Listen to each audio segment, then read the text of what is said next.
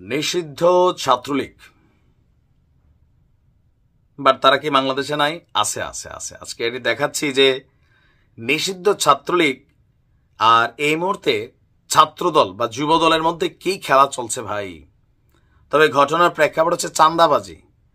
যেই হারে বিএনপির পোলাপাইন ছাত্রলীগের নিষিদ্ধ অবস্থায় তাদের জায়গাগুলো দখলের চেষ্টা করতেছে বিভিন্ন জায়গায়, তো চাঁদাবাজি এই লেভেলে থাকলে মাশাল্লাহ তারা যুবলীগ ছাত্রলীগের ছাড়াই যাবে, সময় লাগবে না। কারণ এখনো কিন্তু বিএনপির সরকার কি ক্ষমতায় আসে নাই। তারেক রহমান দিনরাত বোঝানোর চেষ্টা করতেছেন, বাবা সোজা লাইনে হাঁটো। কিন্তু এই যে যারা চাঁদাবাজ টাইপের দলের মধ্যে থেকে সুবিধা নিবে, এরা কিন্তু বের হয়ে গেছে রাস্তায়। আবার অনেক জায়গায় ছাত্রলীগ যুবলীগ তারাও কিন্তু মাঠে আছে, যারা চাঁদাবাজ সিন্ডিকেট। তো অন্যান্য জায়গার মতন এখানেও খাবলা দিতে আসাতে কি করছে জানেন, হাতের কবজি কেটা ফেলে দিছে ছাত্রলীগের নেতায়।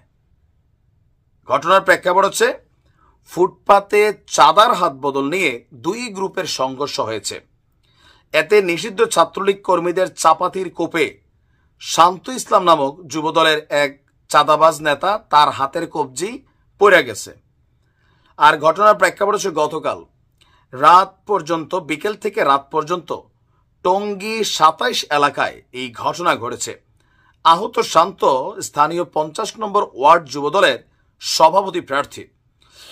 প্রত্যক্ষদর্শী এবং পুলিশ বলছে যে আপনার ২৭ এলাকায় ৫ আগস্টের আগে ফুটপাতে চাঁদা তুলত নিষিদ্ধ ছাত্রলীগ কর্মী মামুন এবং মুন্না গ্রুপ।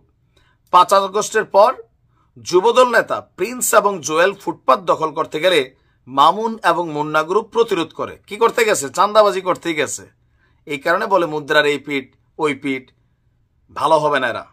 আচ্ছা, এই সময় তাদের মধ্যে সংঘর্ষ হলে ছাত্রলীগের যে নেতা ছিল, মানে তাদের নেতাকর্মীরা চাপাতি চোপাতি দিয়ে মোটামুটি সাইজ করে ফেলছে শান্তকে। এক পর্যায়ে কয় হাতরাই রাখবো না, কবজিটারে এক কোপে ২ ফানা করে দিছে। এই সময় যুবদলের আরেক কর্মী বন্ধুকে বাঁচাইতে আইসা নিজেও কয়েকটা কোপ খাইয়া গেছে। আর এই ঘটনায় নিষিদ্ধ ছাত্রলীগের একজনও আহত হয়েছে, বাট তার নাম জানা যায়নি। আমাদের ওসি সাহেব বলছেন, টঙ্গী পশ্চিম থানার ওসি, যে একজনের কবজি কাটার ঘটনা ঘটেছে, অভিযোগ প্রাপ্তি সাপেক্ষে আইনগত ব্যবস্থা গ্রহণ করা হবে। মোটামুটি আমরা আর ৬ মাস লাগবে বিএনপি সম্পর্কে, মানে বিএনপি বলা উচিত না, এই যুবদল ছাত্রদল তাদের কিছু কথিত কর্মী বা সমর্থক, বাট তারা কিন্তু এই দলগুলারই সমর্থক, কেউ কেউ নেতা। এই যে এখন আমরা ছাত্রলীগ কর্মী বললাম না, সেও কিন্তু চাঁদাবাজ কর্মী। এদের বিরাট একটা অংশ কিন্তু আওয়ামী লীগে ছিল। এখন বিএনপির মধ্যে একটা বিরাট অংশ এরা মাঠ পর্যায়ে থাকে, এরা চাঁদাবাজিতে লিপ্ত হয়ে গেছে। তো এইভাবে ৬ মাস চললে আওয়ামী লীগ যে খারাপ ছিল মানুষ এটা ভুলে যাবে। কেন? মানুষ কি পরিবর্তন কিছু দেখছে যে না, আগে এলাকাটাতে চাঁদাবাজি হইতো, এখন হয় না। আগে একজন সিএনজিওয়ালা জিবি দেওয়া লাগতো, এখন লাগে না। আগে আওয়ামী লীগ মানুষের মিথ্যা মামলা দিত, গায়ের জোর দেখাইয়া গুন্ডামি দেখাইতো, এখন দেখায় না। এরকম কি হচ্ছে না, ডাইরেক্ট বলা হচ্ছে মাইরা ফেলবে, ফাটাই ফেলবে, কই গেলি রে গুন্ডারা, এসের তোর বাবারা, মানে আমরা তোদের বড় বাবা। এই খেলাতে মানুষ দেখছে জামাতের উপকার হচ্ছে, ছাত্রদের উপকার হচ্ছে। তবে এগুলো দেখে তারেক জিয়া ক্লান্ত, বারবার কয় বাবা রে প্লিজ তোরা থাম, নমুনাটা ভালো না। কিন্তু কে শুনে কার কথা? সোরাই কি ধর্মের কাহিনী শুনে?